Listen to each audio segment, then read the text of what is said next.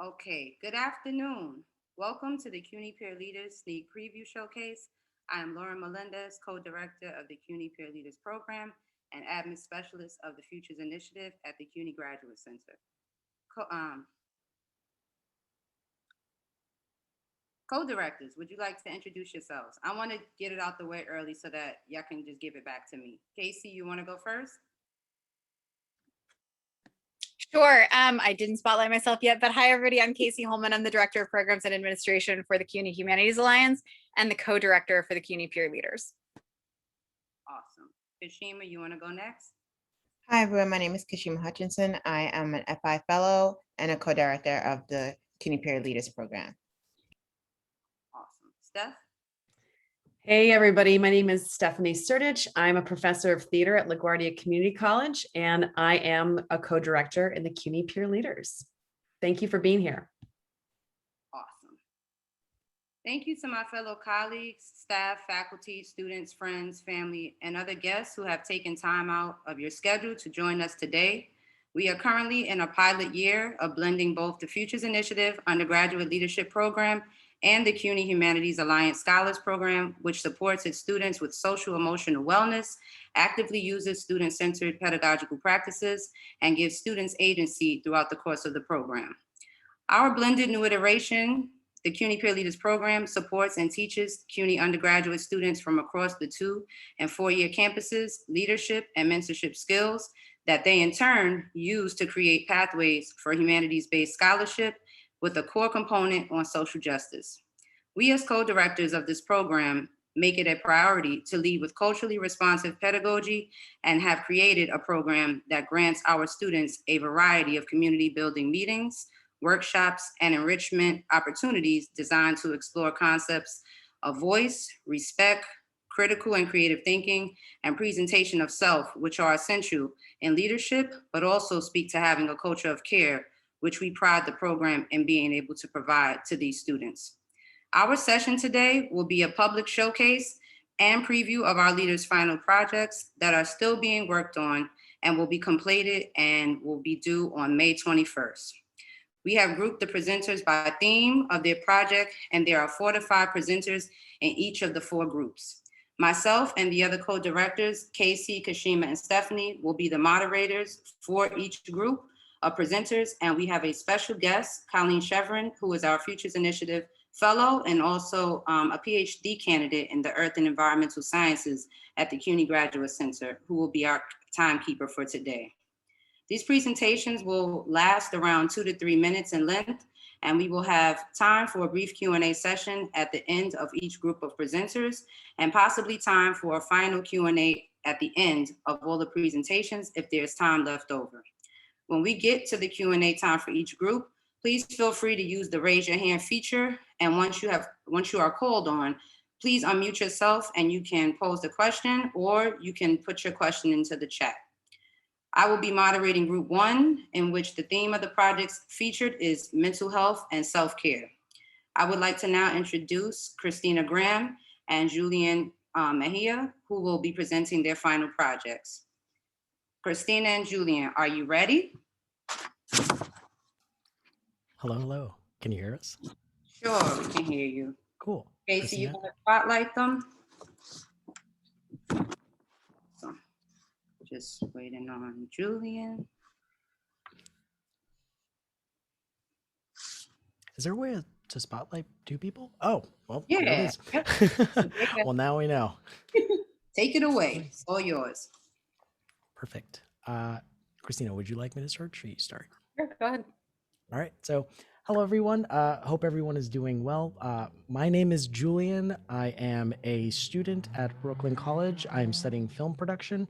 Sorry if there's a little bit of background noise where I'm at. It's a little bit of a busy intersection, but I am a film production student at Brooklyn College. I used to be at LaGuardia, and I was studying TV and film. I graduated back in 2015, and I am very close to graduating. So it's just a little bit about me. My name is Christina Graham. I'm a current student at LaGuardia Community College. My major is film and television. I'm excited to present with Julian. We have worked super hard on this project, and we wanted to talk a little bit about what our project is, but also share a trailer. So Julian can go ahead and start off with the introduction to the project. So the project that we're currently working on, or that we are still in the process of finishing up, is something that we've never tried before. Both of us have done stuff with video, whether it be editing, whether it be video production, but we both have our own style of video, and we've never actually worked with one another, which is why we're super excited to show you all what we do have now. We are speaking a little vague about it because we don't want to give away a little bit too much, but what we will say is that it is based on a collections of sounds and videos, all in black and white, and it's a completely new medium we've never tried before. So. And what I wanted to say is that, again, Julian's saying that we're being vague, but usually a story is told as a beginning, middle, and end. So we don't have any dialogue, and it doesn't feel like a typical story. So our hope is that you will try to piece together meaning while you're watching the video, but it will feel different. And again, we're not giving away a lot of information as some videos or films do. So we want you to film together information by listening to the audio that we're providing and also coming up with your own perception of what you will be seeing on the screen.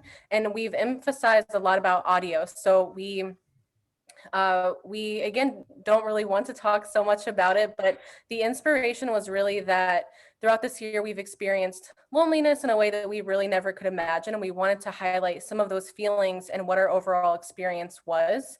So I think it was mentioned that the video does play with senses and experimentation. And Julian, do you want to close it off before we do the trailer? Oh yeah, definitely.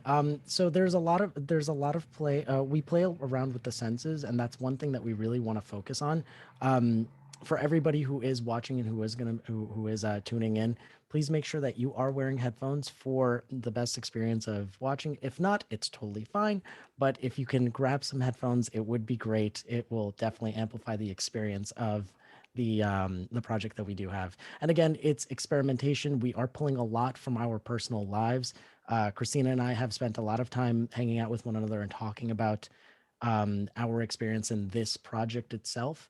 And we're just very excited to be sharing it with you. And we would love to see what it means to you. And one last thing to close it off, we do want to highlight what community means to us. This is going to highlight our experiences, not only individually, but coming together as a community. So yeah, please enjoy.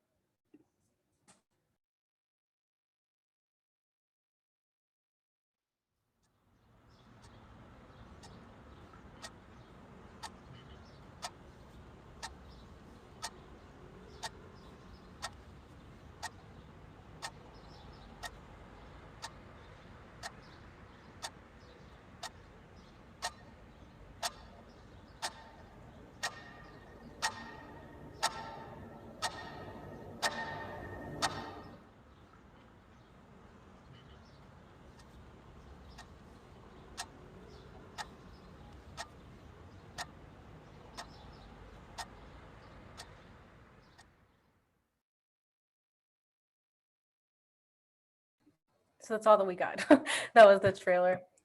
We know it's very vague, it's very ambiguous, but we're trying to keep it that way. We don't want to give away too much, and we are saving a lot of it for when the actual project does come up for the actual showcase. But I think, are we good on time? Can we are we taking questions now? Are we taking questions later? Or We're going to go, if anyone has questions for your group, we're going to just wait to the end. We would just want to get through everybody in group one, and then we'll come back to the Q&A. Perfect. Awesome. Thank you so Thank much. you, everyone. Thank you. Great. Okay. Our next presenter is going to be Moses Matos. Moses, are you ready? Yes. Awesome. Hello, everyone. My name is Moses Matos. I'm from Lehman College, and I'm a sophomore. And I decided to start a podcast. Now, normally I'm a very reserved person, and sometimes I can be a little too safe with myself. So it felt right to have my project predominantly be something that involved talking, but also heavily pushing myself out of my bubble. And it's called the Keep On Rolling podcast. And I make sure at the beginning of each episode so far to have a snippet of the late great Kobe Bryant from one of his camps saying, "Life's too short to be bogged down or discouraged. You have to keep going. You have to put one foot in front of the other, smile, and just keep on rolling." And that's the feeling that I hope to bring with this project and how I want to live as well, to keep myself moving despite the good or the bad. And hopefully I can bring that to whomever may listen. And finally, I know I have unique stories to tell and a unique power through conversation and in writing to captivate in my own way. And after the year we've all collectively had with all the ups and downs, I felt like that I owed myself the opportunity to continue to push forward, go beyond, and of course, to keep on rolling. Thank you.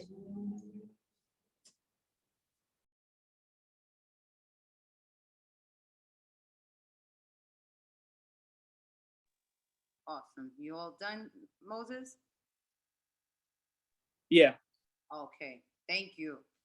Okay, our next presenter is going to be Taylor Savage. Taylor, are you ready? Yes, I'm ready. Can you guys hear me? Yep, can hear you. Okay. Hi, everyone.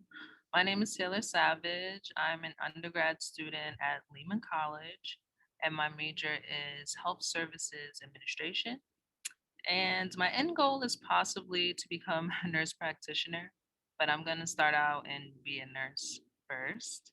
I just gonna say like a brief summary of what my project is. It's a writing sample that's about self-care and basically being a better friend to ourselves, because I feel like we're pretty much everything to everyone, but when it comes to ourselves, we are like neglect our needs, put ourselves on the back burner, but we don't mind going out our way for other people instead of staying having the same discipline within ourselves. So I have a clip of a few individuals that mention some things that they did over the pandemic that helped them stay in a good space or help them be a better friend to themselves, because we all know COVID-19 was very traumatic for all of us, and we endured so many things like lots of lives lost, social isolation, uncertain future, which can definitely be weighing on our minds. And we probably needed a huge reboost and um, to restore ourselves to a good space. So I'm gonna play the clip for you guys. 1 second.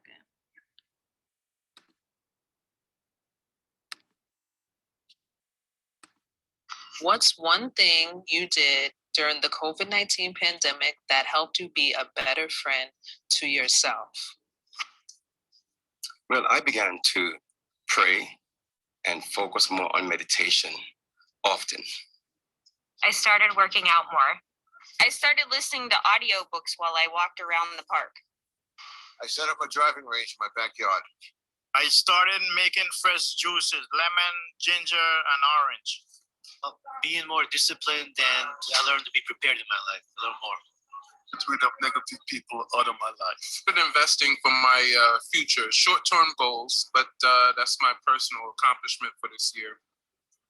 I've learned not to beat myself up when I don't finish something. I just start over.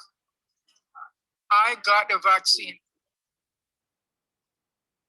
Okay, so after that tiny experiment of speaking to these people, these are people from all backgrounds, all ethnicities, all types of experiences they endured. And a lot of them had difficulty finding one thing that they did for themselves. So that just shows that we often overlook it.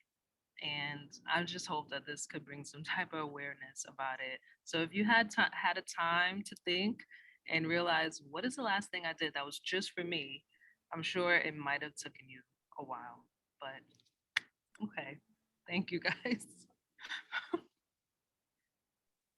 Thank you, Taylor. That was great. Is Terrell here? Yes, I am. Awesome. Go for it. Okay, so Hello, everyone. My name is Sarah McCall, and I attend Brook College, where I double major in English psychology. I just want to be upfront. I suffer from mental illness. I've been out of the hospital probably since I was 12 years old. So I want to make a project that I've been working on for 6 years, talking about mental health. So the screenplay is titled Metropolitan, and this addresses the stigma that people have a mental illness. So the reason that I mentioned mental illness is because a lot of people really don't understand what it means to be mentally ill. So I created a screenplay, like I said, Metropolitan. Originally I wanted a young Black man to be the main character, but the more I thought about it, I wanted to do something different. I decided to make a young Hispanic woman the main character named Victoria. So what I'm gonna do is just show a little clip of myself reading a scene. In the clip, you'll see myself, just hear myself explaining the scene. Just give me a second. Sure. So, okay.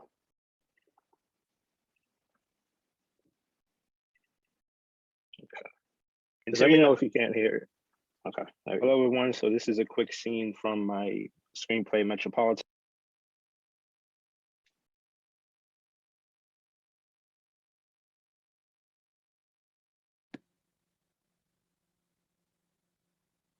Oh, I don't think we can hear anymore. I think you have to unmute yourself. Disorder while Robin is suffering the pressures. Say again? Sorry. Is it good? Never mind. I hear it now. Is it good? It must have been my audio glitch. Happen to succeed. His parents are very hard on him. So they both like this. The main character, Victoria, was an Ecuadorian woman who Charlie has known her much longer than Robin has, and so this is kind of where the scene comes up. And he's basically saying, you know, she likes you, but I've known her longer, and I don't understand that. So you just read it. Interior hospital cafeteria night. Charlie and Robin are sitting at a table in the cafeteria across from each other. They're the only ones in the room. Robin's eating food while Charlie looks down at the table. Are you not going to eat? Charlie continues to look down at the table and doesn't acknowledge Robin. Charlie has an angry look on his face. But just like, you know, you and I? Nah, Victoria, nah. Charlie starts to get teary-eyed. Oh yeah, how so? Bro, we both lost a parent at the same age to cancer.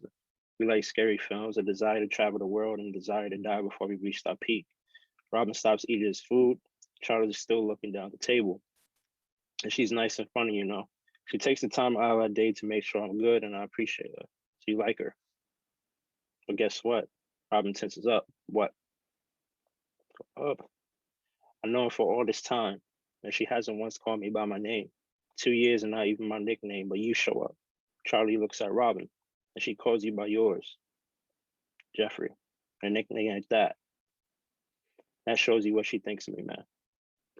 Charlie bangs the table and Robin flinches. Charlie stares intensely at Robin, and it makes sense. You have everything I don't. Me in school, Ivy League gold chain and that damn earring in your ear. I don't like you. I'm introverted and have none of what you have, but I've suffered way more. Yes, she chooses you. Okay, I'm just gonna pause it a little bit because I ran out of time, but that's basically the a little bit of the screenplay. It is a full length, it's about 90 pages, but that's basically the screenplay. Awesome. Thank you so much, Terrell. Okay, so now I'm not sure if anybody has questions for group one, but now would be the time. If you do have a question, please use the raise your hand emoji on the screen and then we can call on you, or you can put it in the chat. So questions, does anybody have questions for our panelists? Questions, comments?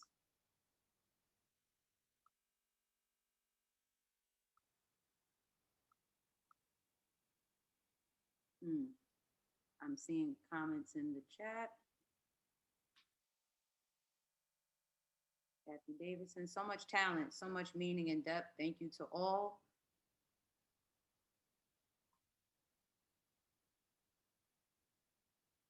Any other questions, comments? If not, then we can revisit Q&A if there's time at the very end, but if not, I will pass it on to group number 2. Okay, awesome. Casey, I think you're. Yep, I'm coming. I just gotta get us all spotlighted here. Hi, everybody. Let me do the spotlighting thing. There we go.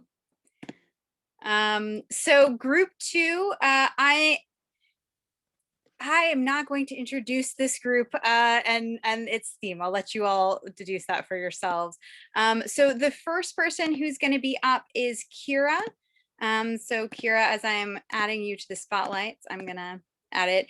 And it's the same process. So I think we have 5 or 6 people who are in this group, and then we'll have Q&A at the end. So if you have questions as folks are presenting, please go ahead and put them in the chat, or bring them at the end. You can do the raise hand feature if you want to ask a question of all the students or any one of them at the end of the presentations. All right, Kira, you're up.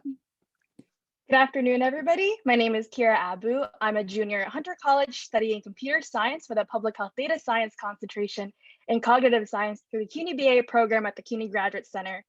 I'm a first-generation immigrant from the Philippines, and I lived there for the first 13 years of my life. During those first 13 years, my family really struggled with accessing high-quality healthcare, needing to travel at least 3 hours to 8 hours to even receive adequate care.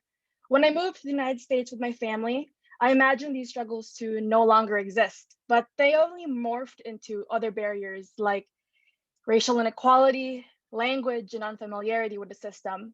Due to my firsthand experience with repeatedly being failed by different healthcare systems in a developed and a developing country, my mission is to improve access to high quality care for the poor and the underserved. I will be sharing a presentation that provides a glimpse of my co-authored publication with a with the CUNY School of Public Health and the RAND Corporation.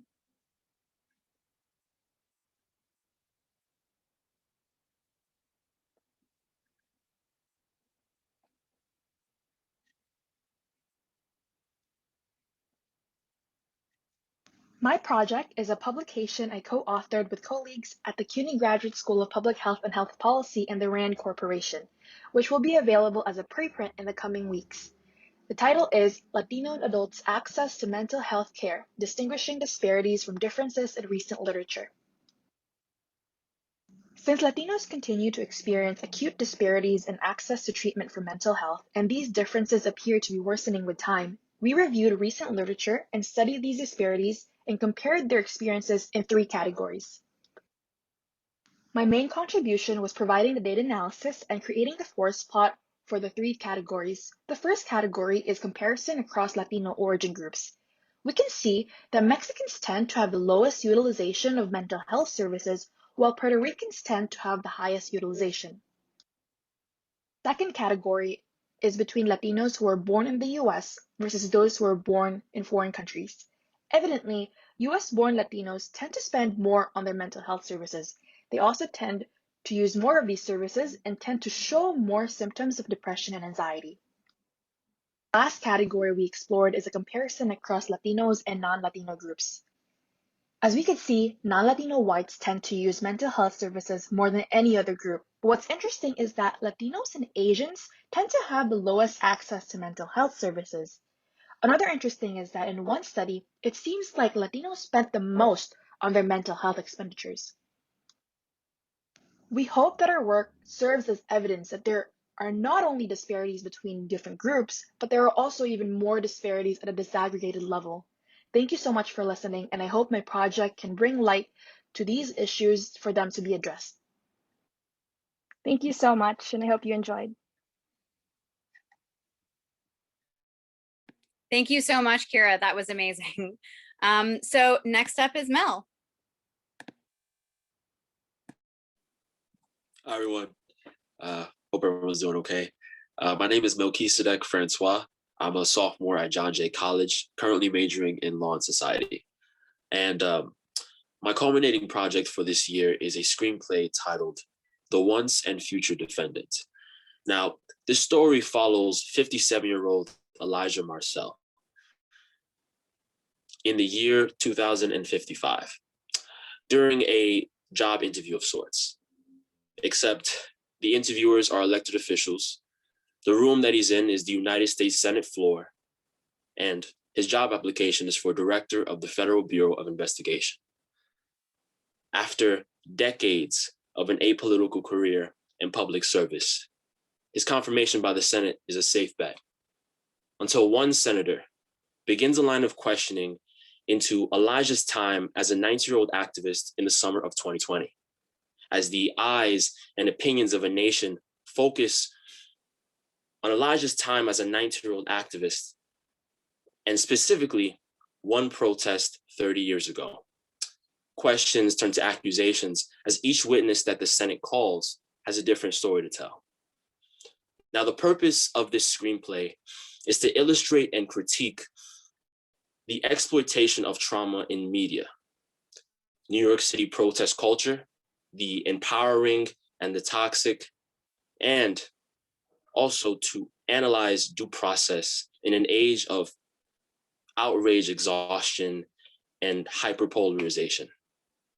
Now, although this screenplay is a work in progress, and I hope to produce it sometime next year, this year I took the time to lay the conceptual groundwork by reviewing film, television, and news coverage, researching and looking into political trends and psychological phenomena, all surrounding the theme of public trauma and its role in popular culture.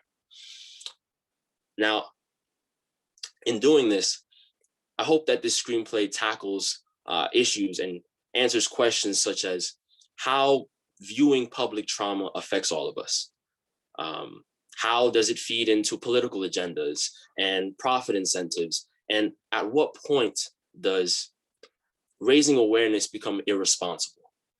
Now, I hope to share all of this with you sometimes next year and actually produce this screenplay in live action. And this one was definitely personal to me. It really helped me heal from my own activism experience during the summer. And I look forward to sharing with you. Thank you. That was amazing. Thank you for that description. It was chilling and well done. So thank you, Mel. Next up is Raphael. Hey, everybody. Can we hear me okay? Okay, great. So my name is Rafael Doblez. I am a Africana and Puerto Rican Latino Studies major at Hunter, and I graduated from LaGuardia with an associate's in fine arts. And those may be rather divergent degree paths there, but where they sort of come together is in my passion for storytelling, and that is my project today. The project I did is a comic series called Stardust Drifters. It's a sci-fi action adventure sort of comic that primarily deals with themes of identity, racially, culturally, and the systems of oppression that folks have to navigate. The series is about Naima Campos, who is a 17-year-old girl who lives on the galaxy's largest imperial superpower, this mechanic planet known as the Imperium. And she belongs to a disenfranchised race of the Kaunans, which is a pre-Imperium indigenous people.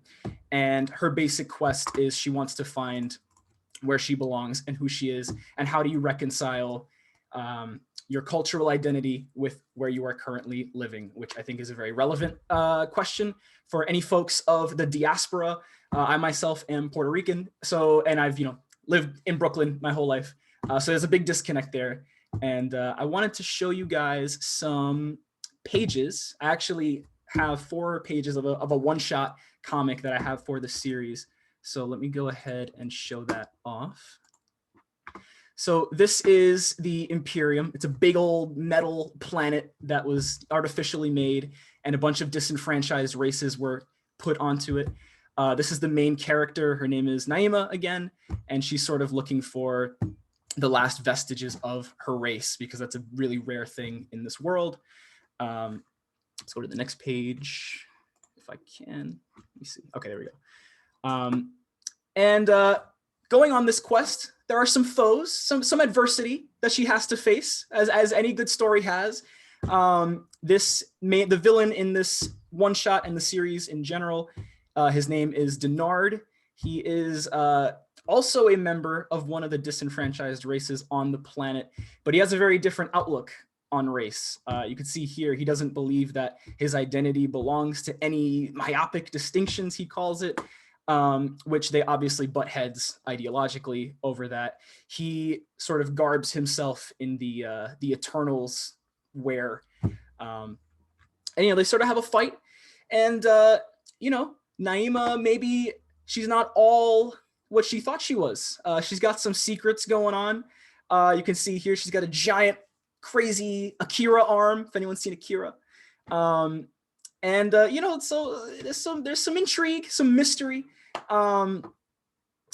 And you can see that's pretty much the 4 pages.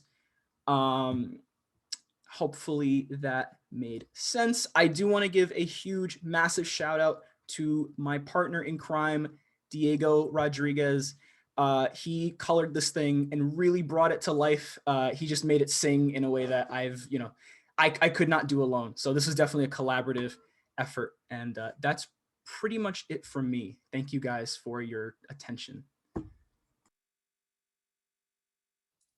I love that so much. This is the first time Raphael has been hiding this talent from us the entire year. So we're all a little shook in the comments, as you can tell.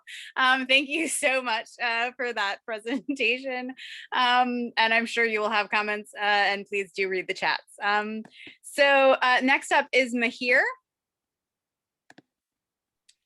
Are you ready? I'm gonna pull up your slides.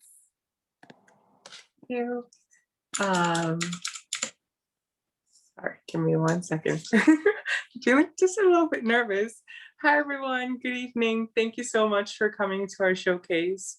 My name is Mahir Sadat, and I am a Macaulay Honors sophomore at Queens College pursuing a degree in political science. And I'm really proud to announce my final work, Project Muhajir. Next slide. So what does the word Muhajir mean? Well, it's a noun, and it means a person that migrates. And I just have the Bengali, Hindi, and Urdu versions of the word. It's the same exact word, just written differently.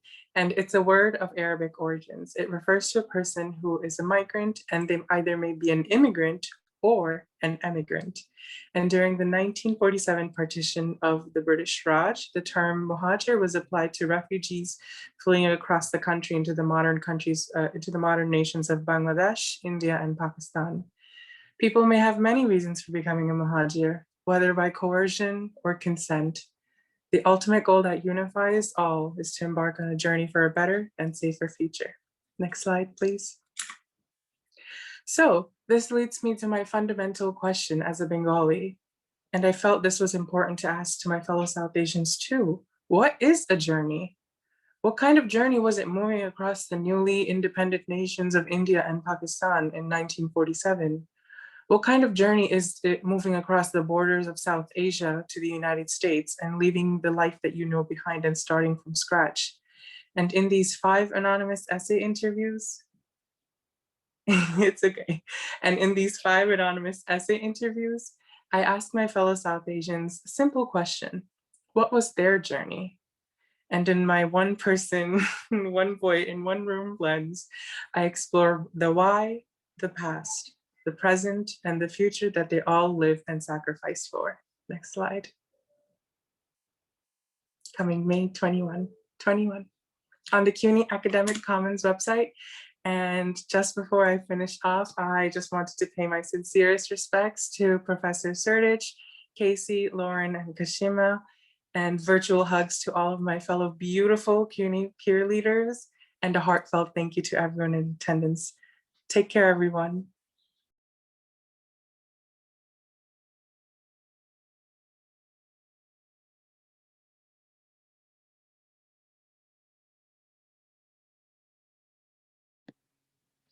Sorry, I'm having a computer glitch happen, everybody. Can you hear me okay? Yes. Yes. Okay, thank you so much for that.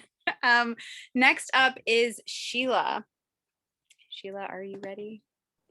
Yes, hi, I'm ready. Go for it. All right, I just have a little screen share. Let me.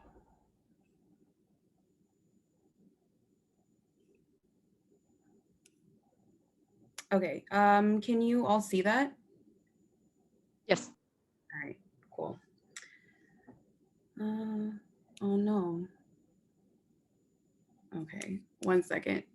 All right, I think my screen share my computer is all out of whack. So is it okay if I just present Is that fine? Yes, please do. No All worries. right. So hi, everyone. My name is Sheila Janeo. I'm a senior at Baruch College, majoring in English with a focus on composition and rhetoric, and minoring in Black and Latino studies. So for my presentation, I'm going to begin with a question. You don't necessarily have to answer it, but just sit with it and think about it. And the question is, do you know anyone who has been or is currently incarcerated? So the United States is suffering through a violent and obstructionist epidemic called mass incarceration, and it's affecting our Black and Latinx communities at a very alarming rate. When we talk about mass incarceration, it's important to highlight that it doesn't end with the physical aspect of being in the prison cell. Incarceration is a funnel, what sociologist and CUNY professor Dr. Carla Shedd calls the carceral continuum, where it affects an individual's voting rights, the job hunting process, mental and emotional states, and institutions of education. This also includes family and close friends of anyone who has been a victim of the prison system. And when I think of this, I think of one of our own members of the CUNY community, Khalif Browder, who was a young African-American from the Bronx who was arrested and held without trial for 3 years at Rikers. And 2 of those years he spent in solitary confinement. Because of lack of resources from the state, his mental health deteriorated and he ended up taking his own life after his release.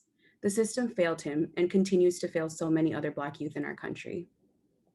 Here in the US, it is evident that the most accessible way for formerly incarcerated individuals to re-enter into society is through institutions of education. And this prospect alone begs the question, do these institutions have programs or organizations that provide resources like tutoring, counseling, or employment opportunities for formerly incarcerated individuals? So my project, in essence, is a mock project proposal, which is structured around providing access and resources for people who are victims of the United States carceral system and implementing these organizations in places of education. It will include a summary of the problems of mass incarceration and the difficulties of reentry, solutions, and approaches towards mitigating both stigma and hardships that formerly incarcerated people face, and resources from places like the Fortune Society. My hope is that I and many others who believe in building up people rather than prisons can use this as a guide that carves a pathway for collective liberation. When I think about the theme for this year's CUNY Peer Leaders cohort, Reimagining, I think about how vital dreaming and imagination are in producing radical change. To reimagine a world without prisons, a world where access is afforded to everyone, is the first step in revolution. Imagination creates the movement, and the movement creates history. It is up to us to speak power and to change into oppressed peoples, to dismantle the carceral system, and to create a world where we no longer are in survival mode and we can just live. And so I leave you all with what Chicago activist and author Charlene Carruthers, in her book Unapologetic, says are the most important questions to ask yourself when envisioning your part in collective liberation. And that is, who am I? Who are my people? What do we want? What are we building? And most importantly, are we ready to win? Thank you. That was so powerful. Thank you so, so much for that. At this juncture, I'm going to welcome back all of the folks who have presented in this group. And now is the time, if you want to ask questions of this group, to raise your hand or to ask questions in the chat, and we will pick that up and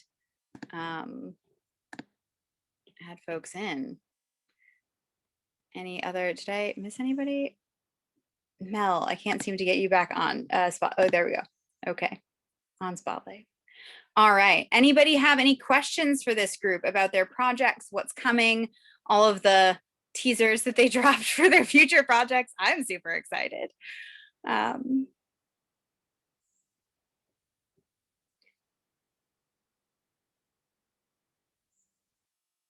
May 21. Yes, May 21. Well, May 21 is when they're sending the projects to me. So their projects will actually be posted on the website probably a week later.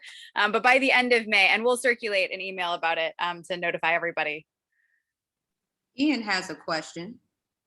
Ian, amazing. Come unmute yourself. Yeah. Hi, y'all. I just gotta say, each one of your works of art that y'all just did was just amazing. I especially love Mahir's and Raphael's. And I specifically wanted to ask, like, Raphael if he plans on, like, writing this comic a lot more in depth, because I feel like, you know, this could if you keep doing something like this, you could potentially what's the term I'm trying to look for? You could potentially like show it to an even wider audience and possibly get famous for it, because I think that what you just did was a pretty amazing idea. And also, I'm also an Akira fan. I love anime just like you.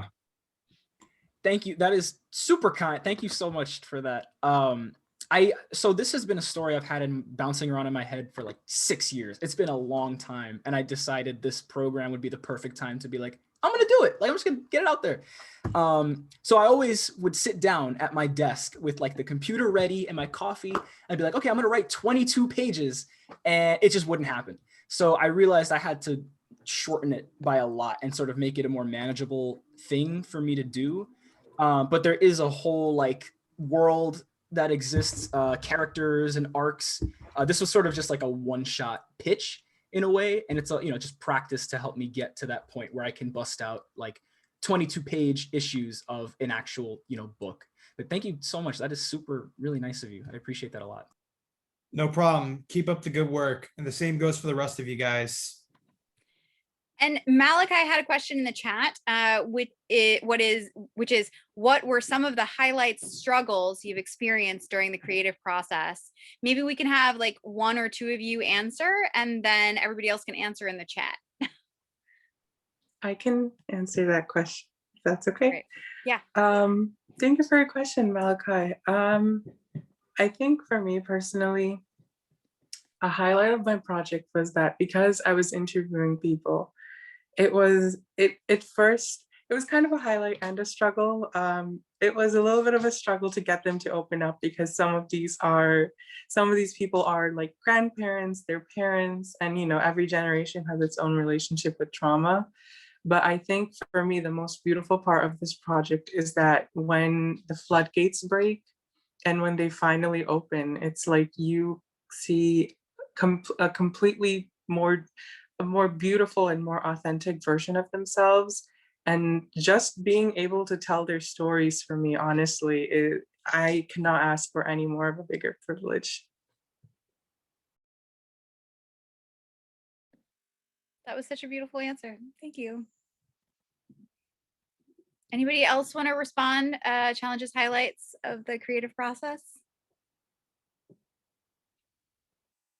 We're thinking about it. Okay, they'll respond in chat. There was also one more question in the chat, which I'm hoping you all will answer maybe in chat so we can move to the next group, which is from Rosalia.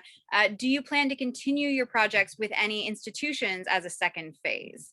And I think some of you are already planning that. So feel free to answer that in chat for Rosalia. And so we're gonna move on to the next group. I'm gonna bring Kashima up. Kashima, you gotta start your video. I can bring you up. Yeah, there you go. Yeah. Okay. Here. Thank you. Thank you all, group 2. Thank you. I was having internet connection, so everything off. Again, welcome everyone. I'm so excited to be, and of course, you see what has been produced. So I'm just gonna call on the presenters.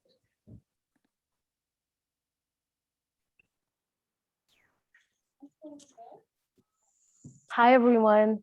My name is Sharifa Thompson, and I'm a senior at Brooklyn College, studying psychology and criminal justice.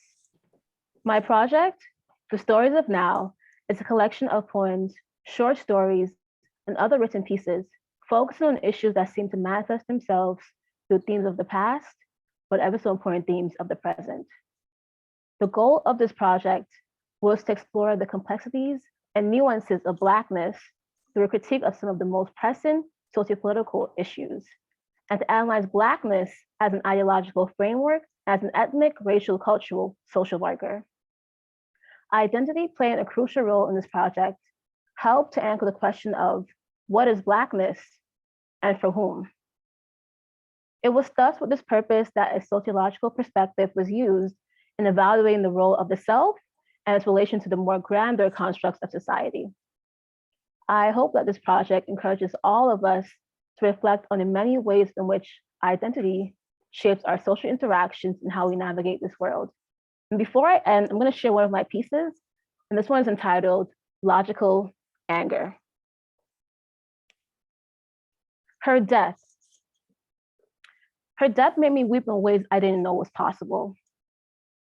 I thought I had become desensitized to the killings. I had not. I felt the heaviness in my chest. And even now, as I write this, my eyes are becoming glassy, and tiny droplets of salted water threaten to leave my eyes. For quite a while, I solemnly believed that if I walked the straight and narrow path, that I would be okay.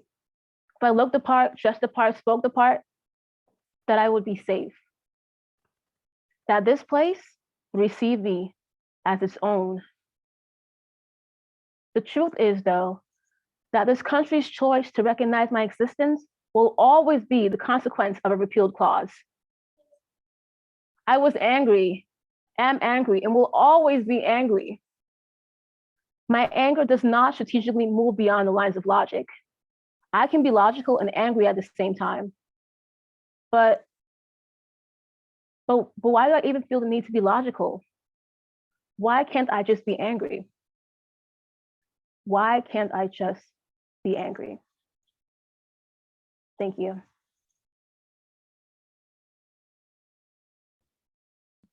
Wow. Sorry, that was personal. Very sorry, I have a loss for words. I wasn't expecting that. Thank you, Sharifa, for sharing. Looking forward to the rest of your project. Malachi, you're up next. Hello, everyone. I hope everybody's having a fabulous day on this beautiful Friday. My name is Malachi Davidson, and I'm a senior at CUNY Peer College. I've been studying with a major in English with a focus on creative writing and a minor in Black and Latino studies. And what I've been working on for the last 12 months, and a little bit deeper into that, is the formation of my own magazine, which is a collection of pieces of poetry, essays, and think pieces, short fiction, and photography that I've taken over the course of the year. And just to give a little insight about myself, which I hope can offer some broader understanding of the work that I'm putting together, I have been dedicated towards equipping myself with the skills to become an educator. And for me, education means many things, but first and foremost, education equals liberation within my mind. I think that before we can expect to give people the resources that it is that they would need to improve and better their lives, they have to first know that those resources are out there. And they first have to know of all the opportunities of all the people that are on their side. And they also have to know of all the things that could go against them.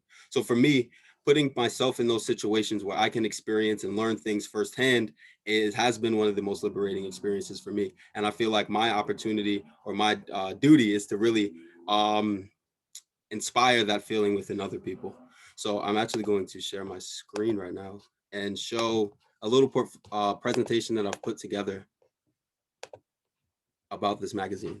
So this magazine is titled Think, Even When the World is on Fire, and is a collection of poems, photos, short stories, and essays. So essentially, Think was written for Black men and boys, and it is really a showcase of my own imagination and my experiences within this last world. I think that as we've seen what's been happening socially, politically, and just within our own homes and within our own lives, there's been a lot of madness. And I think that through the madness, writing has become a solace for not only me, but for the people around me. And I think that with it bringing that joy for me, it's an opportunity for me to showcase and share the skills that I have, but also the joy that I've been feeling over these last few years. And it's definitely something that I feel everyone needs. So I have a little section here. It says, from the glorious highs to the dangerous lows, when the world is on fire, breathing is writing. So what you can expect to see in my magazine, which will be coming on May 21st, is a section of poetry titled World on Fire, a collection of essays and think pieces titled Stuck in Smoke, a section of short poetry titled Ashes, and a photo gallery entitled Glimpse of Hell. And on the next page is just some of the titles that you can expect to see on the pieces that I have, just to give you a little bit of insight. And I'm gonna let that rest for a little bit because I know I'm a little low on time. And last but not least if this sounds really interesting and you want to get a feel or an idea for the type of work that it is that I do, feel free to visit my website. This is my first time actually plugging it in anywhere. So I have some pieces on there, some original pieces that I've written a while ago that can give you just an idea of what to expect on the 21st. And if you have any other questions, feel free to reach out to me at either my Instagram or my email that I put in the end. And thank you.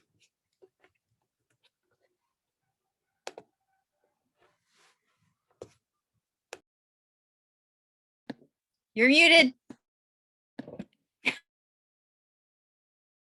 Sorry. Thank you, Malachi. Next up, we have Alexis.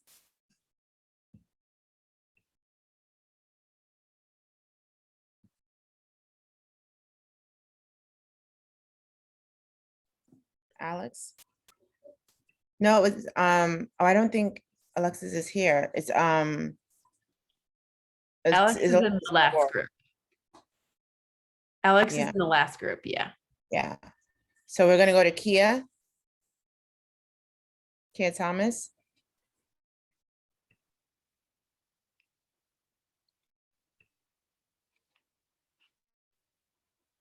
Hi, everyone. Can you hear me? Okay. So my name is Kia Thomas. I'm a recent graduate of City College. My major was Black Digital Studies, which was an interdisciplinary major that I developed under the CUNY BA program.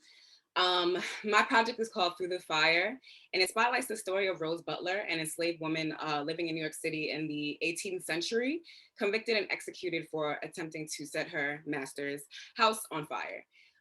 So I decided to focus on Rose Butler's story because as a Black Studies major and a journalism major that all was combined in my major, I felt that we have a lot, as Black people, we have a lot of absent history that we really need to dig up and bring back into the spotlight. And yeah, I'm just gonna go into the PowerPoint. So my project is a combination of a podcast and a short story.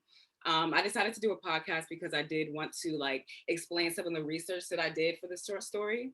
Let me share the screen now.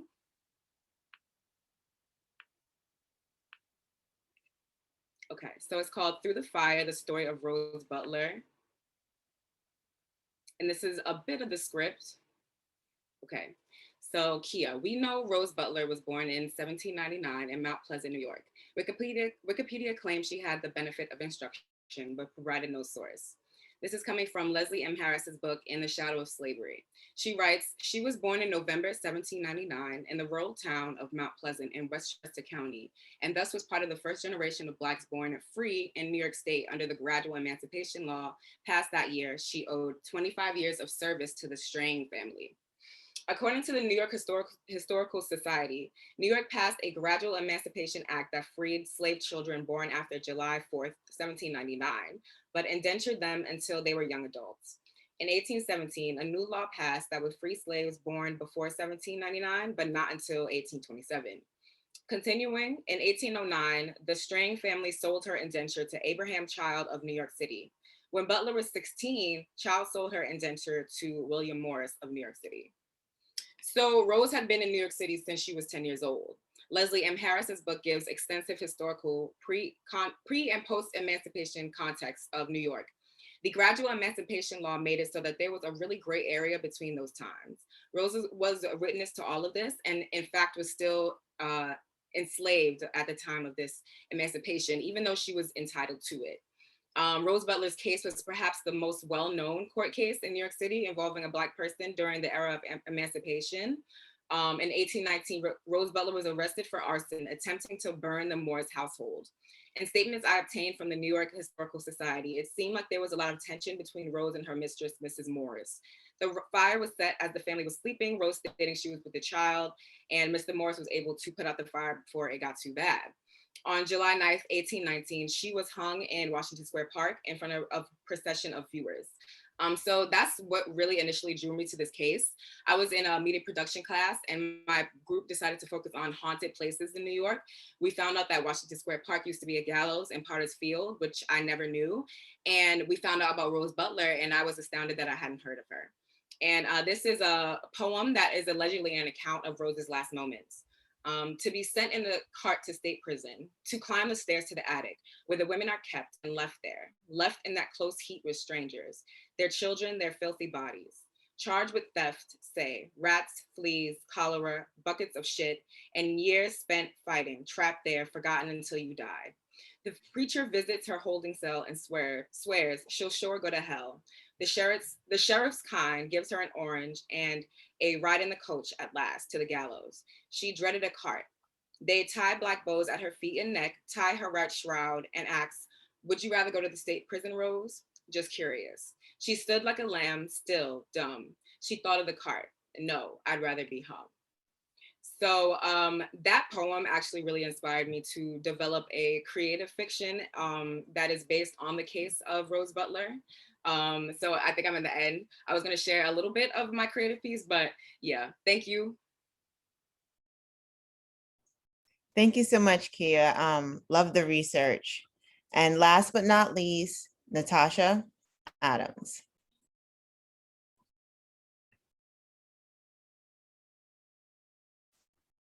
I can't find her. I don't know if she might be having technical difficulties. So should we bring everybody back for Q&A? Yeah.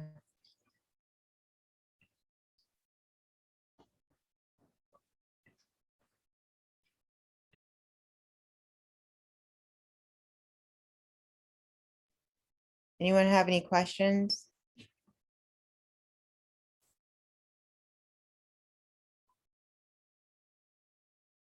More praises than inquiry.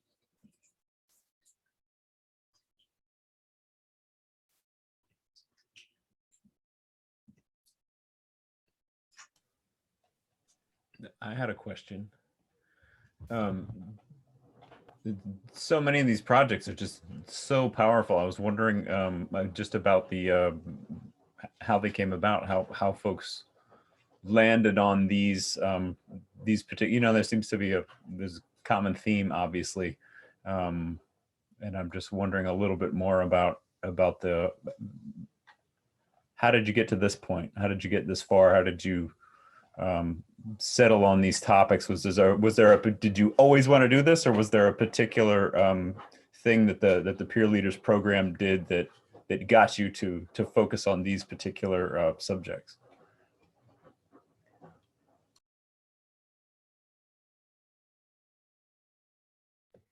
So I can speak from my experience in terms of what was my inspiration for this project. I think that this is something that has been an idea in the back of my head for a really long time. Ever since the first time that I found myself in one of those ruts where I couldn't process what was going on around me, and the only thing that helped me calm down was writing. From that moment was when I knew that there was something special about this and that this was something that was for me. And that really inspired me to share that with other people. But it's really in those moments of writing, usually when I'm at my worst state, or when I think that things are at their worst, is when I feel within myself. It's kind of weird, but I feel like that light. And I think that as the experience of being Black, especially over the last year, there have been a lot of things that have been very triggering. There have been a lot of things that have been alarming, and that in the process of advocating, in the process of fighting for justice, sometimes we forget how to bring that within our own lives. And I think that for me, this writing it's not necessarily political. It is just like the essence of my experience and of my life. And I feel like as I put this out, hopefully other people can experience the art that I'm sharing for what it is, but then also connect with it and learn from it as we read it.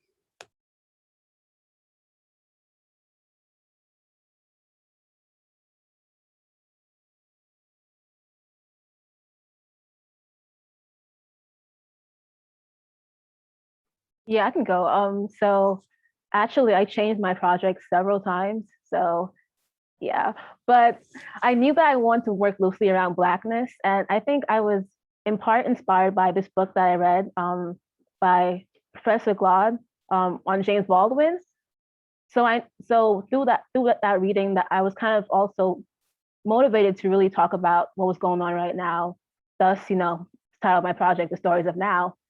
So I knew that just what I wanted to do was just tell stories and tell narratives that really focused on what was going on now. And I want to just give light to things, issues that I felt wasn't discussed enough. So yeah. Yeah, no, I resonate with both of those answers.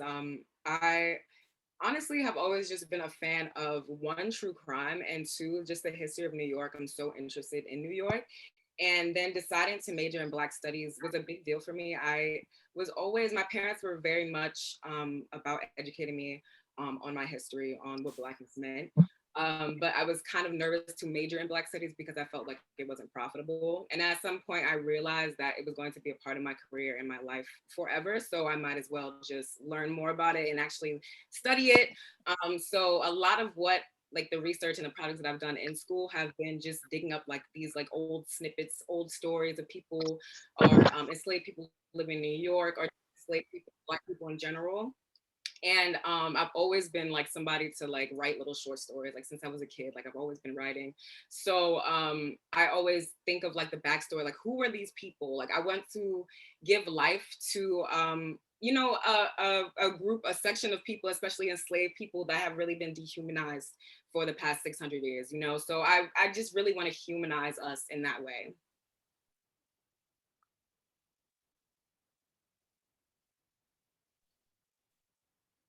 There was a question in chat. I believe it was from Casey. Can you speak a bit about how you process these immense topics?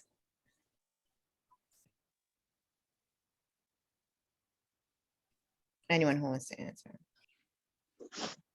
Yeah, for me, writing was how I processed through it, you know. I think sometimes I feel personally just a little bit suffocated with my emotions and not being able to really express them in a, I guess, in a very clear way, but also in a way that isn't too overbearing to those around me. And so like just being able to write was just a very freeing experience. And so I'm very grateful that I was able to actually do this and present this to you all. Yeah, definitely want to follow up after that. I feel like the process of writing was the way in which I was able to deal with so much of what was going on. A lot of it was difficult to process within my head. Even to this day, there are so many of these graphic videos of police killings and things like that that I refuse to watch. And it's just because I don't think I can handle that. But some things that I know I can handle is when I put the pen to the page or when I allow the imaginations that's in my head to kind of soar outside and go into the world. And my belief is that if I do that and I can encourage other people to do that and everybody else does it, then slowly but surely the world will become a better place.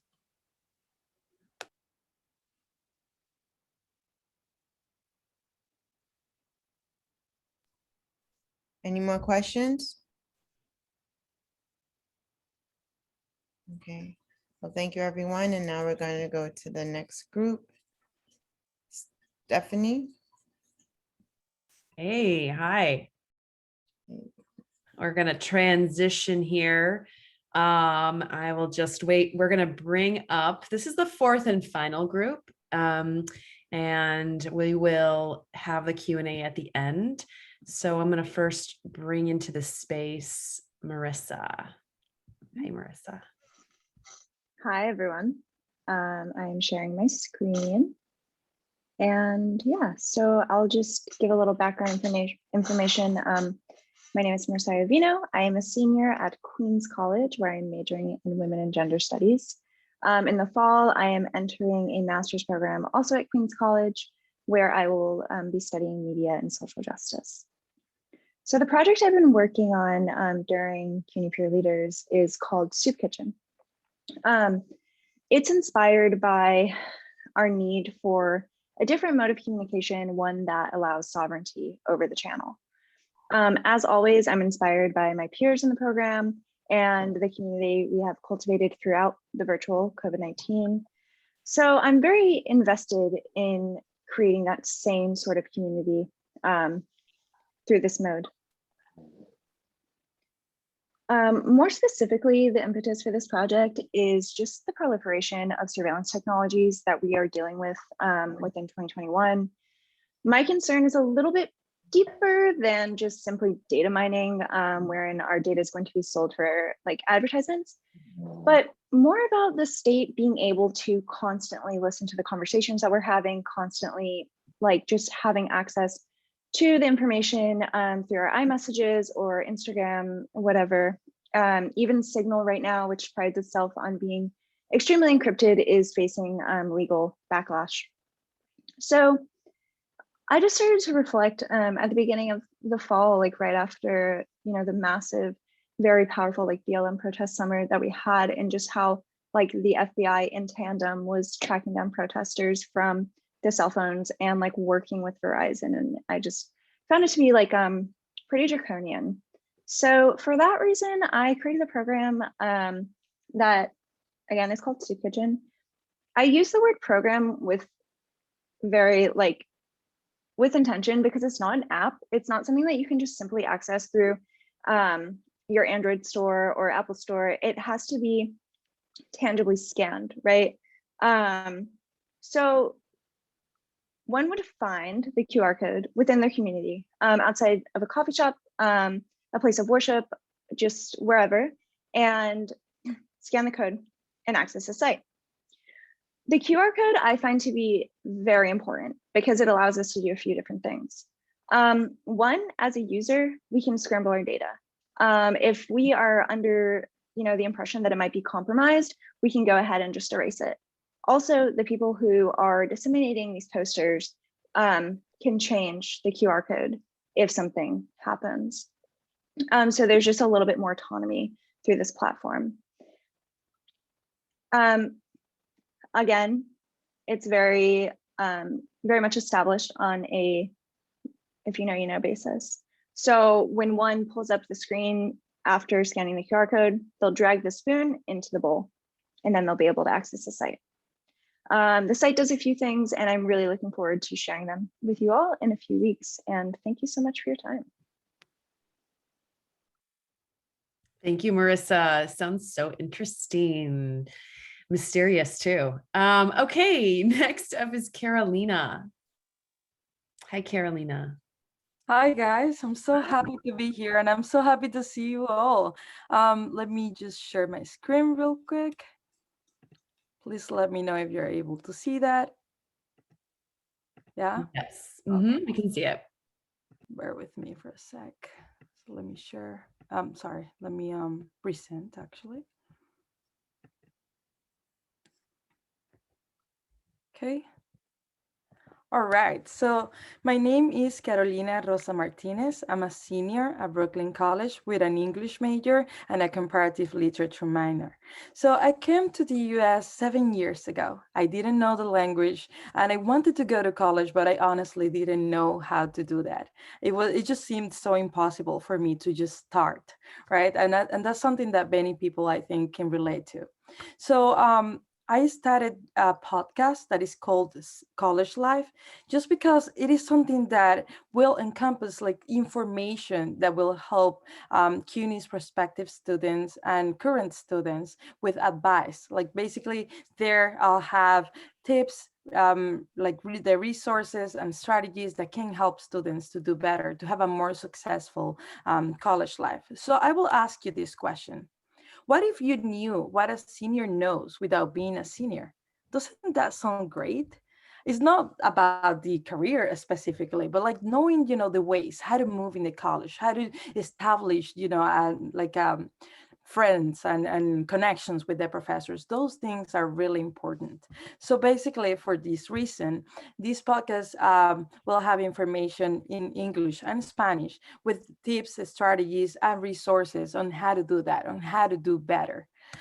So basically, the things that I'm going to focus on are choosing a major, academic advisement, CUNY First, financial aid, scholarships, college as a support network and an opportunity nest, time management strategies, stress management tips, physical and mental health, because it's extremely important to take care of our well-being, leadership within and outside of the college community, the advantages and disadvantages of the language barrier, family, housing, and workplace. So all of these things are extremely important because college students, especially at CUNY, they are not only students, They are parents and caretakers.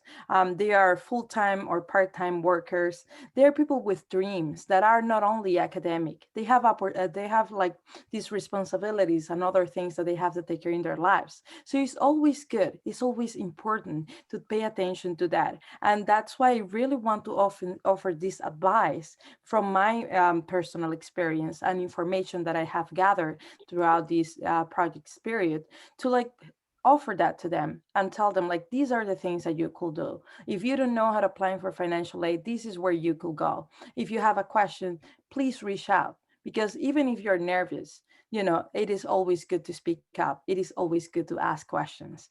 I'm a person who's very shy. For me, public speaking is the challenge. So that's why I decided, like Moses, to focus my project on something that will take me outside of my comfort zone and speak up, you know, just use this opportunity to gather information and help others, because it's something that matters to me. And I wish I knew all these things when I started my college education a few years back.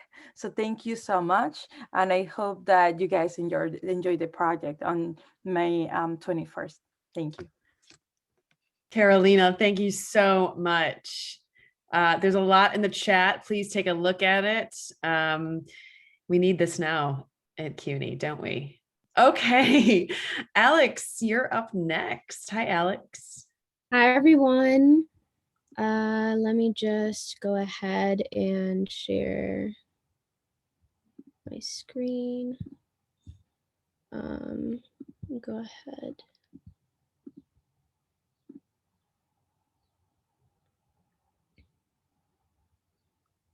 Okay. Can you all hear me? Can you all see the presentation? Yes. Okay, awesome. So hi everyone, thank you all for being here. My name is Alex Martinez, and my project is doesn't really have a title, but it's more of a question, like, if reading is for everyone, why don't we see everyone? So here is a short summary of my bio. So my name is Alex. I'm an undergraduate student at Baruch College. I'm a lit major with a minor in marketing, and I'm also a part of the National Society of Leadership and Success. I aspire to work at a publishing company after graduating and hopefully, fingers crossed, publish a book one day. So my showcase is to organize a book drive. And it's not just any book drive. For me, I wanted to share books written by and about BIPOC and LGBT community with marginalized groups and neighborhoods. The target audience is more so those who are within the BIPOC and LGBTQIA plus community. Especially because they find it hard to see themselves in literature. I'm happy to say that I have collaborated with the Color Club to make the project a reality. The tentative date is still yet to be determined, considering everything with COVID and all. So we hope to have everything ready to go by this fall as we continue to accept donations. So if you have any questions or concerns, feel free to message any of these accounts. Okay, next slide. So here's a poster that my girlfriend and I created for our social media posts. It kind of summarizes everything concisely to really help promote the event. And so here are very quick 4 main goals that I have. So I want to direct people to the correct books. When I say correct books, it's to make sure that people are aware that there are harmful books that have negative connotations towards those communities and direct them to more acceptable books. The next one would be prevent BIPOC and LGBTQIA plus author erasure, which is very, very important. I want to help those with little to no access of books in Puerto Rico and make reading fun and accessible. So here are some diverse bookstores in the US that I will be dropping the link in the chat just in case if you want to go ahead and pick some up and also take a look at them. And thank you. Oh, and also before I go, I wanted to dedicate this presentation to Soleil Spears. She is a classmate of mine that unfortunately passed away last month. Unless you are in the Baruch or literature department, you might not have known about it, but I really encourage you guys to look into it and just know her story and really consider what happened and all that. Yeah, thank you. Thank you, Alex. Thank you for acknowledging Soleil. Thank you so much. Another wonderful floodgates in the chat. Next we have Sam. Hi, Sam. Hi, all. Can everybody hear me and see me all right? Yes. Great. Awesome.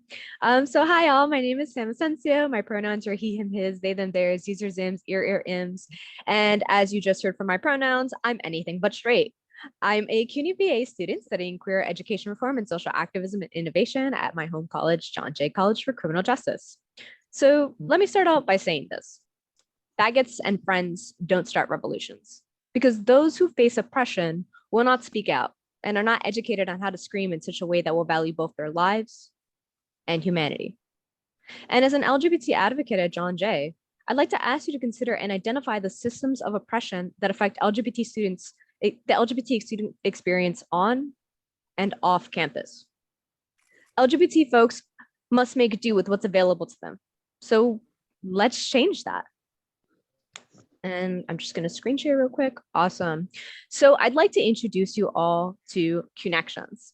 Connections was created to be the start of a potential centralized framework for a dedicated and effective LGBT pipeline. And here on the Connections site, you can engage with the various aspects of the Connections program.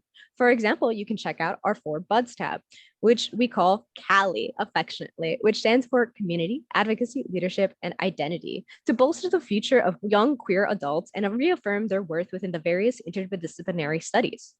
And no fight for equity should come with death nor ignorance, right? And Connections does that from its history to its current iteration. So I'd like to introduce you all to how we work with our diverse student population.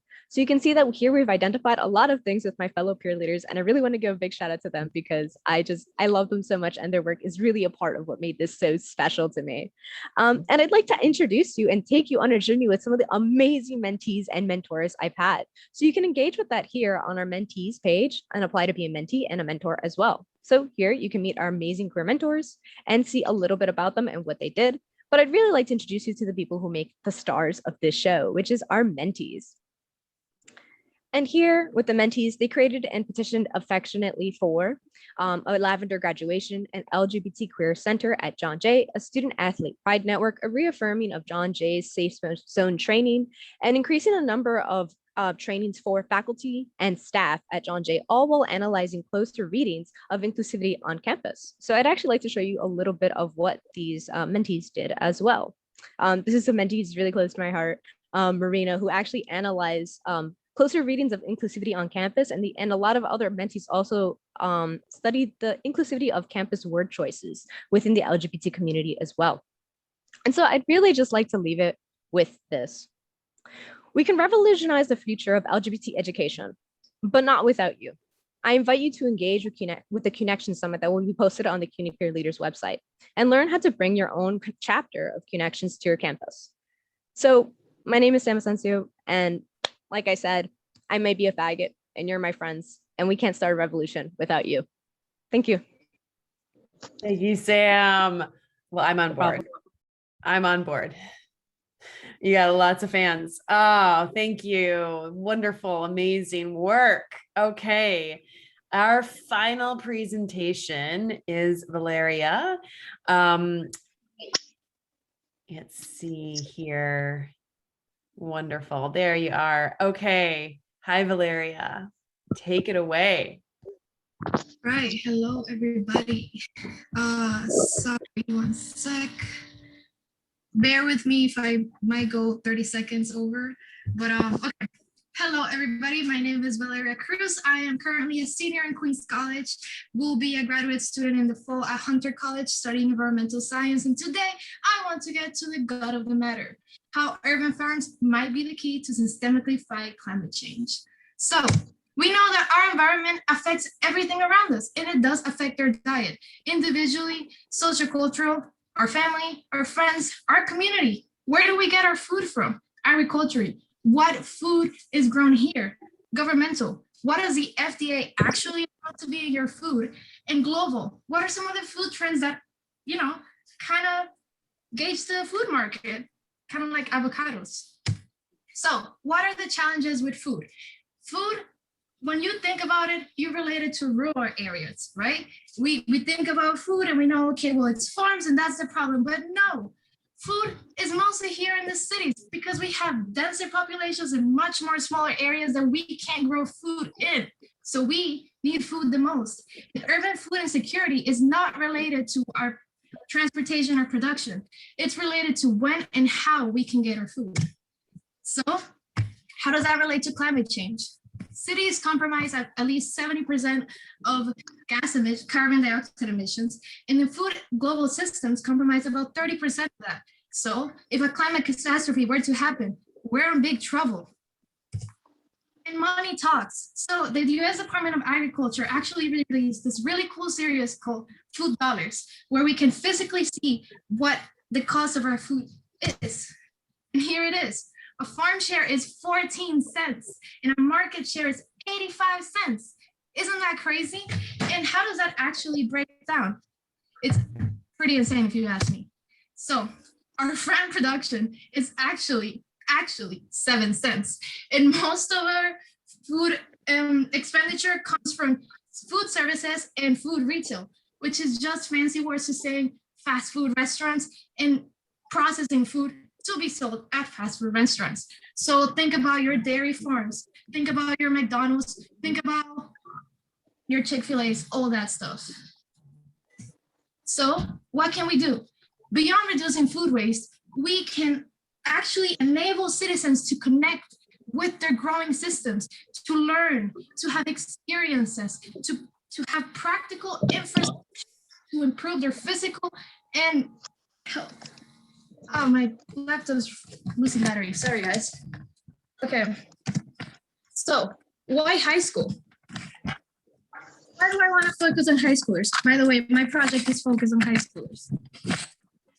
Because when high schoolers, we have a dip in health. This is from the US Department of Agriculture in their 2020 national study. So you guys know the food pyramid and all that? Okay, that's this study. So in that study, we can see that it's actually high school age children where we have a dip in health. And I have to say that I suspect it's a little bit about the independence that high school age students have. And within high school age students, we see that they fall behind in almost every market when it comes to healthy eating, vegetables, fruits, and grains, dairy, and even protein. And it's even worse when we check out these groups specifically. They fall way below the markers with vegetables, way below the markers with protein goods. And with grains, we have a high concentration of processed grains. And if we need a little refreshes, refined grains are your white breads, whether your whole grains are your whole wheat breads, and the healthier options. Students in school with more hand-on learning activities are eating triple the amount of fruits and vegetables than students in school that do not have those learning opportunities. And those opportunities include cooking, gardening, and talking, because when you talk, and you cook, and you show, you garner something in these students, a sort of independence and understanding that they otherwise won't have if you just nag them and tell them they gotta eat healthy. And I appreciate Michelle Obama a lot, but I think that her program with healthy eating created a sort of barrier with school-age children in which they felt offended for their choices to be taken away, not having those bad foods being given at schools anymore, and instead just having these healthier options being thrown at them. So that's a little bit of the disconnect. education alone does not work in a community that does not have the ability to access healthy food. When we talk about this generation, we talk about a generation of fighters, of changers, and we cannot ignite any change unless we ourselves are prepared to take on that fight. And that fight needs us to be healthy, to be strong, and to be ready. And that starts with our gut and our gut health. So I just wanted to point something out that we already know much about, which is food deserts and food areas. This is where my boyfriend lives. And that's some of the things that are around a 2-block area of where he lives. He has access to numerous pharmacies, Trader Joe's, Sea Green, which is a popular salad spot, and gentrified key foods. On the other hand, where I live, far Rockaway, we have this corner, which I just love to stare at whenever we get out of the train. That's a McDonald's, and across the street, there's a Chinese food, there's a liquor store, and there's a deli. And the other side of the street, we have a Taco Bell and a KFC and a Little Caesars. And then we go up the street a little bit more, we have Subway and Popeyes. And the only place I could get groceries is a Dollar Tree. You remember this graph from the beginning? Yeah, kind of affects my health, doesn't it? And this is just some graphs that I've taken from the Latino community in New York City. I intend for this program to work towards a lot of minority groups, but because I am Latino, I will speak on this part of the poverty index.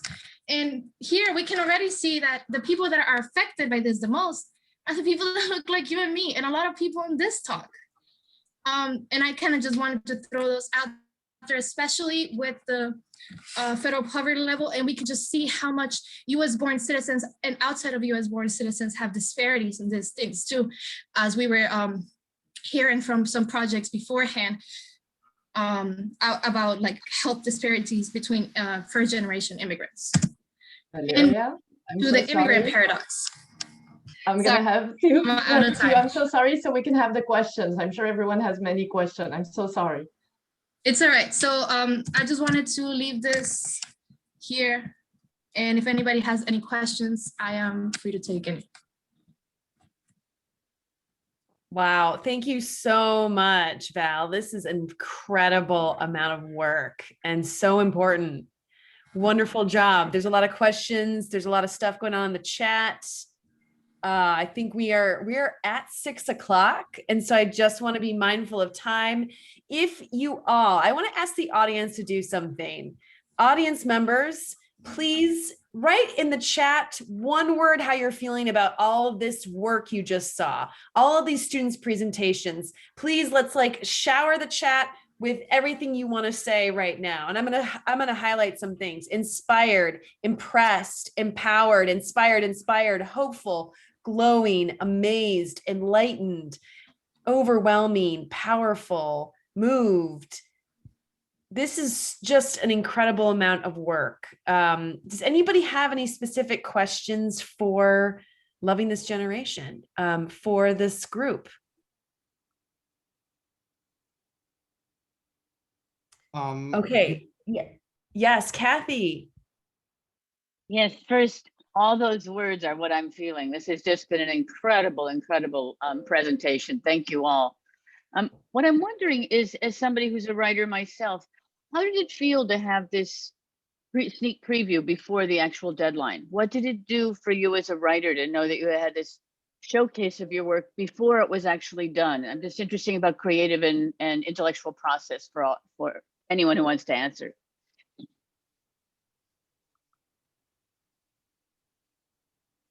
Go ahead, Carolina. Yeah. Hi, Kathy. Really nice to see you here today. Good to see you. Thank you. So for my podcast, something that I did because I want to better my speaking skills was write down a script of the things that I wanted to focus on.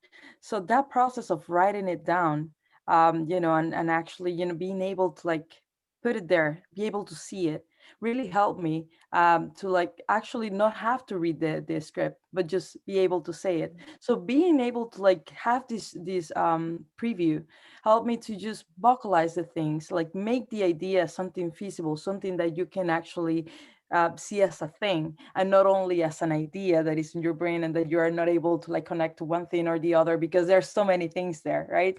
So I really think that it does help, and it gives a shape to the project that you have in mind if you have not completed it yet, and it also helps you to complete it early, you know, if you have all the things at hand. Thank you. Does anybody else want to answer that? Or I think for the sake of time, I want to move on to Ian. Ian, you want to ask your question? Yeah, first things first, Stephanie, thank you so much for inviting me to this meeting. I feel honored having to look at this. Oh my gosh, I just forgot my question. All right, I don't want to waste anybody else's time, but once again, thank you so much. All this looks amazing, and you know, hopefully when I send my application, I could see you guys in September. That's a great plug. That's a great plug. I love it. And I'm glad you're here. Thank you, Ian. Thank you so much for being here. There was a question earlier that I do think I want to uplift. It's about partnering with institutions. Is anybody working towards partnering with any other institutions? I could speak with that very intimately. So Connections is actually connected to John Jay. It's a paid program now. It originally started as a volunteer program, and we pretty much got a grant, and now all the mentors are paid. So this semester, we have 5 mentors who are working with 56 mentees. So it's the highest amount we've ever had, each one getting paid about $3,000. So when it came kind of to institutionalizing it, it was just kind of trying to find the right umbrella for it in the area that it was located, which ended up just being like student-centered programming. In terms of trying to get it CUNY-wide, it's a lot of trying to figure out, you know, how do we get the funding for CUNY-wide areas? So a lot of it ends up having to target specific campus service providers, which is kind of the research that I'm starting to focus on now, is how we provide these services. So it kind of really is a student-focused program. So it's up to the students to kind of be able to liaison with staff. But I think when it comes to finding this institutionalized funding for it, it really depends on like, who do you trust with your work? I hope that answers the question. Thank you, Sam. Yes. Yes. Anyone else want to answer that? Okay. Any other questions for this group? I'm just seeing in the chat if there's anything that we need to uplift here. Okay, I think that might be it, Casey. And I think it might be time to close this out because we're a little after time, right? It is. It is. Okay. I will let you go for it. Thank you all so much. This has been amazing. Yeah, so I just want to first say congratulations to our leaders. I want to just say I'm closing this out. I have the honor and privilege to be able to close this whole thing out, which is kind of weird and makes me feel a little uncomfortable, but I'm going to power through that. I want to first say huge thank you to all of you for your work, for your talent, for your dedication, for your time and your energy from September on. You know, the benefit of being a teacher or facilitator or professor is that we get to watch the students grow. We saw them grow from the very beginning to now. We're very surprised by many things that have happened. And I think what we, you know, it's in the intention of this space is to be a container for these leaders to come to life. And I think you all have seen what this work can amount to. And so some words for me that come up in Reimagining is relational versus transactional. These are relationships that were built with students. These were relationships that were built within this community. And this community to me feels like unity and family. And for me, that's so personal. And if you could all see the WhatsApp chain that we had going on, I got to say, I did not think a WhatsApp was ever going to work. I've been proved wrong. This community was so supportive, and it was a privilege to just be a fly on the wall and watch it all happen. And I finally want to just say it's been spiritual. These students And whatever that means for you, you take it for whatever that is. It's been a spiritual journey from the beginning to the end. We're all gone through so much trauma, and to be able to be here with these students every other week or however it's been on our schedule, and the kinds of conversations we've had. I think, to add to David Stott's question, I think that some of this has been played out through the blogs and through their conversations, and we've just been giving them space and letting them lead and letting them be what you've all seen today and this evening. And so I just want to end out by saying, keep going, leaders. We are in good hands. And I feel so much better knowing that our future is not only at CUNY, not only in New York City, but the world. I feel so much better sleeping at night knowing that you're in charge. Thank you all so much for being here tonight. For those of you that would like to be involved next year, our application is open, and send it out. We would love to have a whole new cohort next year. And thank you all again. Let's just kind of give some snaps, some claps in the chat, some love. Let's hear it. Thank you all, everybody. Have a wonderful weekend. Good luck on finals, if you've had them, and graduations. It's been a pleasure and a privilege. Have a great evening, a great weekend, everybody. Yay. Claps. Oh, Casey, I have a quick question.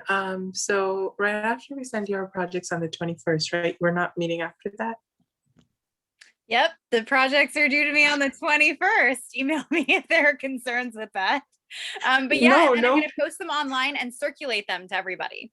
So yeah, I'm gonna post them up on our website, do a whole showcase, an asynchronous one that people can scroll through. So all of these teasers that you got tonight will be followed through in a couple of weeks at the end of the semester, when everything will be posted. That is so crazy. I don't know what to do on my Friday evenings anymore. I was about to say, like, let's I don't know, organize a meeting after a semester or something. Connect. Can we go get Because snacks? Since New York is opening up, and maybe if hopefully most of us can get vaccinated, maybe sometime in the late summer we can all get together in like a park or something. Cohort meetup. Let's not let the WhatsApp group chat die for that then. Yes, you all always have the WhatsApp chat group, and we are going to do some alumni get-togethers next year. So we will keep those going. So we will see you again. Bye everyone. Good luck with your finals, and congrats to people who graduated. Wow. Yes, congratulations. You all did an amazing job. Thank you. Congratulations. Thank you so much. You know, these projects are just breathtaking, really, truly inspiring. Loved each and every one of them. I honestly don't want to go. Anyway, I have to. Thank you guys. Take care. And good luck in your finals, everyone. Bye. Bye. Thank you. Thanks everyone. Y'all did amazing. Much love. Bye.